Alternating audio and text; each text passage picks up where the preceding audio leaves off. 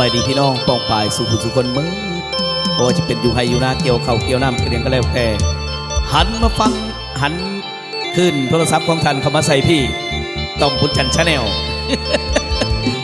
บ่ได้เคยได้อัดอยู่ห้องยังเดียวนะกูนะอัดไปเรื่อยๆจวดลาสายก็เอาเด้อเสียงห้อง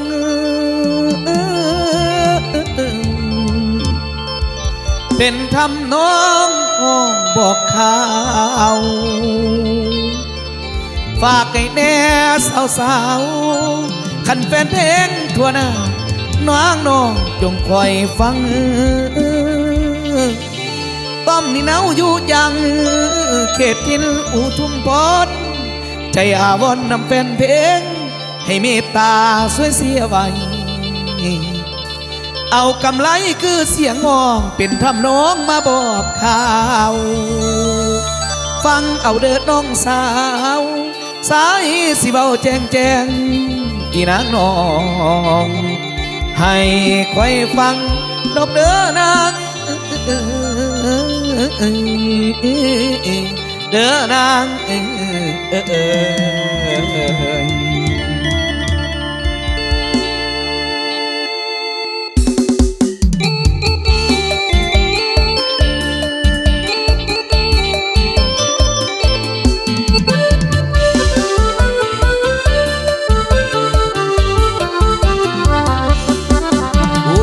เมืองประตูสีทิศเศรษฐกิจพิเศษในคงเขตเทศบาล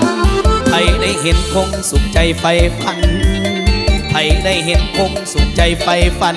ไปเที่ยวสมนำกันลาดดันบังดงในคงติดใจแน่นอน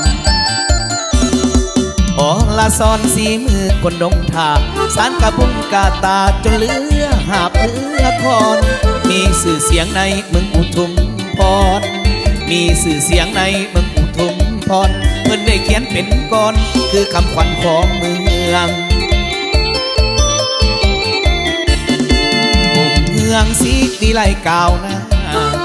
ปุ่มเฮืองสีวิไลกาวหน้าได้ยินคนเขาสาผ้ากาหน้าหัวผัวแถวทางแบ่งผัดมีปิ้งไก่นัว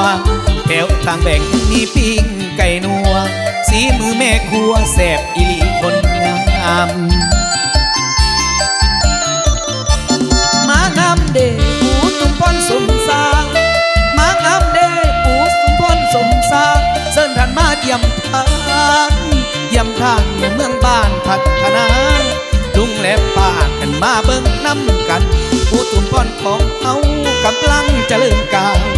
ทำเนียมบ้านหีบ12ของ14ประเพณีตั้งแต่เก่าคือเขาเว้าฝ่ามาลุงและป้าให้มาเบิ่งน้ำกันปูตุมพรของเขาที่กำลังเจริญก้าว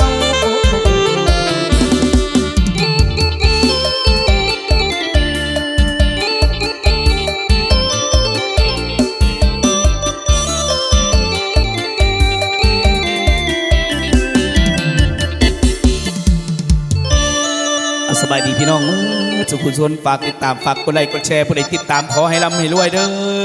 เงินไหลน้องทองไหลมาเงินดอลลาร์เงินบาทเข้าทงซุมือแต่ว่าโคชกกำลังลองใส่เงินบาทแล้วบาทมีบาทปอ